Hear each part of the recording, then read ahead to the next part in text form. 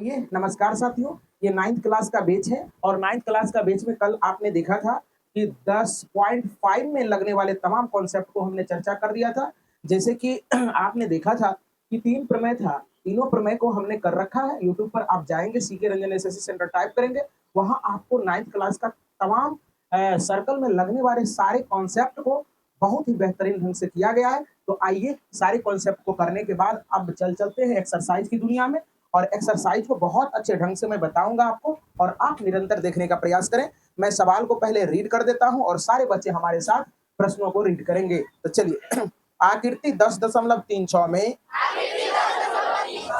केंद्र ओ वाले एक वृत्त पर 3 बिंदु A B C D sorry आप करना ए बी सी इस प्रकार है कि angle B O C 30 degree, angle O B बराबर 60 डिग्री है। यदि चाप ए बी सी के अतिरिक्त वृत्त पर डी एक बिंदु है तो एंगल ए डी सी ज्ञात करें। पहले आप समझने का प्रयास करो, ये सवाल जो आपका कह रहा है, देखो जरा सा, ये एंगल आपका दिया है और ये भी एंगल दिया गया है और इस एंगल के माध्यम से आपको ये एंगल फाइंड करनी है। बात समझ में आ रही है? तो पहले आपको क्या करना है, यहाँ जो दिया गया है कॉन्सेप्ट, उस कॉन्सेप्ट को लिख लेनी है। चलो देखो, यहाँ आपका बुक में भी दे दिया है लिखेंगे दिया है,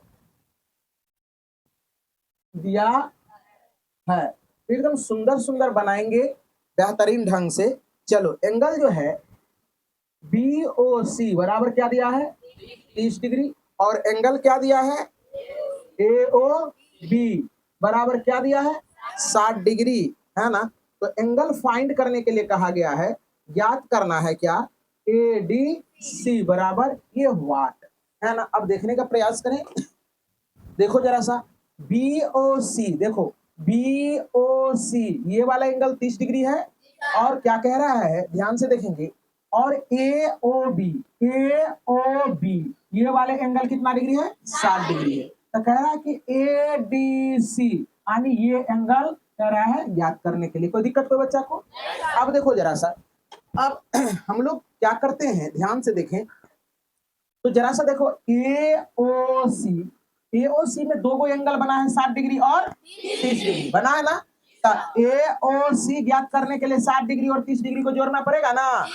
तो चलो देखो लिखते हैं एंगल एओसी बराबर एंगल एओबी, क्या रे क्या एओबी, अब प्लस एंगल क्या हो जाएगा बीओसी, क्या बीओसी। तो देखो एंगल एओसी बराबर एओबी का वैल्यू कितना है 60 डिग्री, अब बीओसी का वैल्यू कितना है 30 डिग्री। गुड, एओसी बराबर कितना हो जाएगा 90 डिग्री। अब जरा से देखो एओसी का मान निकल गया 90 डिग्री, ध्यान से देखेंगे तो हम जानते हैं कि ये जो है ना, कहता है किसी चाप, कल आपको हम प्रमेय में पढ़ाए थे कि किसी चाप द्वारा केंद्र पर बना कोण वृत्त के शेष भाग पर बने कोण के दुगुना होता है, पढ़ा था। तो लिखेंगे हम जानते हैं, हम जानते हैं, जानते हैं, क्या जानते हो कि किसी चाप द्वारा वृत्त के केंद्र पर, वृत्त के केंद्र पर बना कौन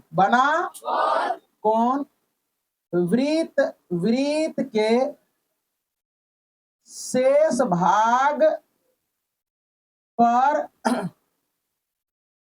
बने कोणों को, बने कोण का दुगुना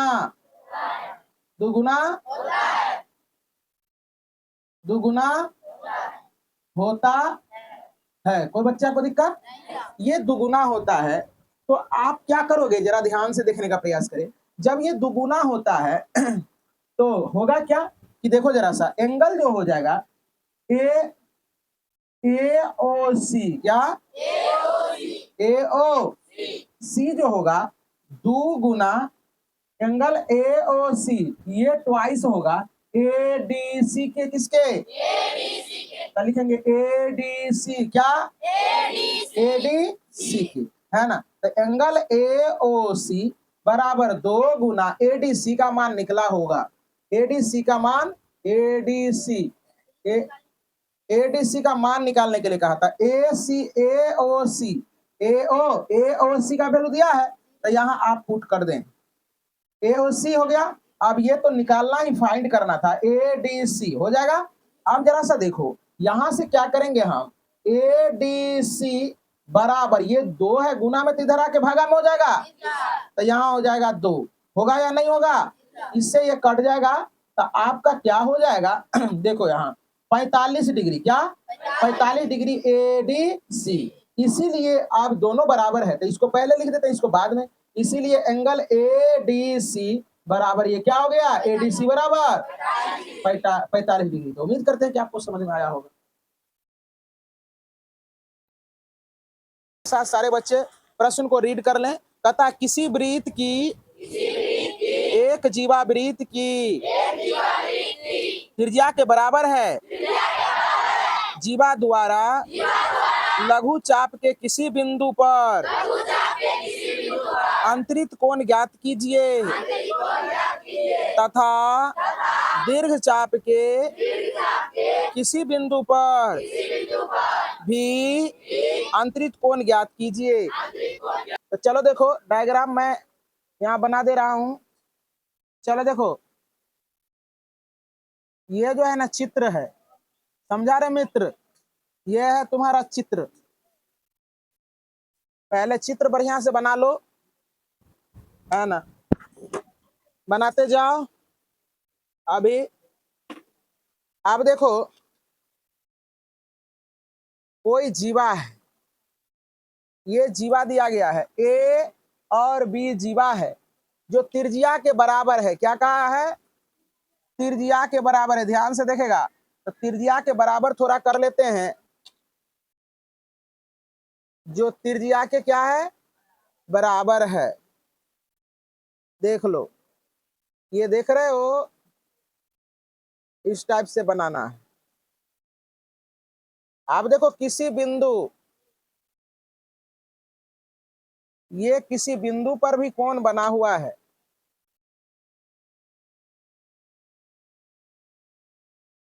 देखो ये कोई बिंदु है,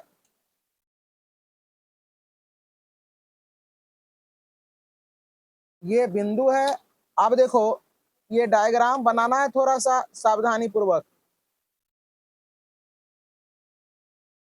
ये हो गया और ये हो गया, बना लिया।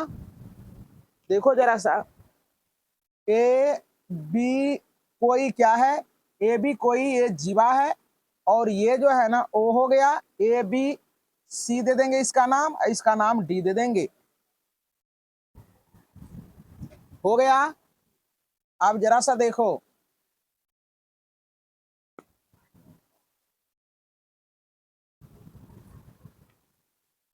चलो देखो दिया है, यहां लिखेंगे दिया है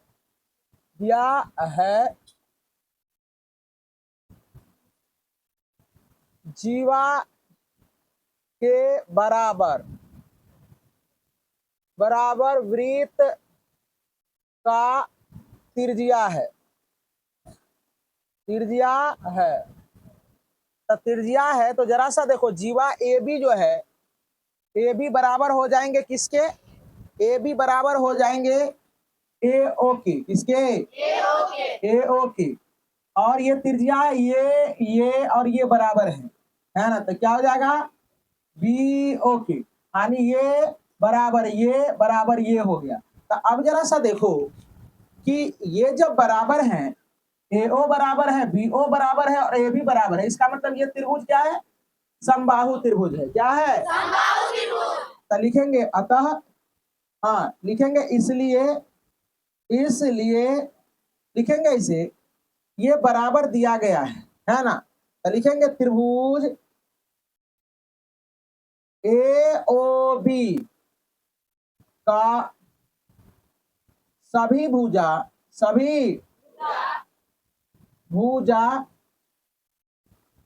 बराबर है, इसलिए त्रिभुज AOB एक क्या है, एक समबाहु त्रिभुज है। क्या है ये नुनू? समबाहु त्रिभुज है। क्या है ये? समबाहु त्रिभुज है। तो इसीलिए समबाहु त्रिभुज का हम जानते हैं कि सभी कोण कितने 60-60 का होता है। तो इसीलिए तुम्हारा क्या हो जाएगा, एंगल AOB, क्या AOB बराबर हो जाएगा ये 60 डिग्री। कितने डिग्री? 60 डिग्री। ये कोण निकल गया ना, ये एंगल निकल गया, ये हो गया तुम्हारा क्या, 60 डिग्री। अब जरा सा देखो, हम जानते हैं, जरा सा देखो, ये ज्ञात करना था वो लिख देते हैं यहाँ, ज्ञात करना है, नहीं लिखे थे, कहीं लिख देते हैं, यहाँ देखो, ज्ञात करना है एंगल ACB, क्या ACB बराबर व्हाट, और यहीं लिख देते हैं एंगल ADB, क्या ADB बराबर ये हो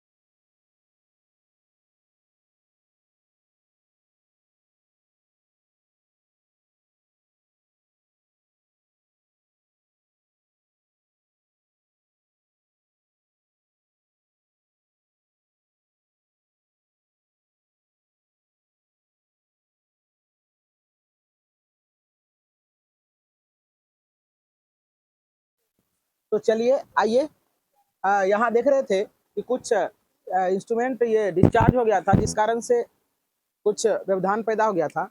तो चलो देखो अब जरा सा, ये एंगल हमें ज्ञात करनी है, तो हम जानते हैं कि 1 2 3 4 है ना, हमने कहा था।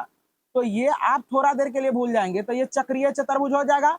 ए डी बी सी, ये क्या है? चक्रीय चतुर्भुज। तो चक्रीय चतुर्भुज का सम्मुख कोणों का योगफल क्या होता है? 180 डिग्री। तो वही बात लिखेंगे, चक्रीय चतुर्भुज A D C, A B D C एक चक्रीय चतुर्भुज है, चक्रीय चतुर्भुज है। तो इसीलिए क्या हो जाएगा, जरा सा समझने का प्रयास करेंगे। तो सम्मुख कोण, तो एंगल जो है ना ए सी बी, क्या ए सी बी, ये और एंगल जो है ना इसके सम्मुख का एंगल ये है, तो ए डी बी क्या हो जाएगा? ए डी बी बराबर ये 180 डिग्री हो जाएगा, है ना। अब 180 डिग्री, तो ए सी बी का वैल्यू दिया गया है 30 डिग्री, क्या 30 डिग्री। तो यहाँ क्या हो जाएगा? ए डी बी बराबर 180, तो angle D B sorry A D B बराबर 180 या माइनस 30, तो एंगल क्या हो जाएगा? ए डी बी बराबर क्या हो जाएगा? 150 डिग्री। आंसर देखेंगे, मिलाएंगे।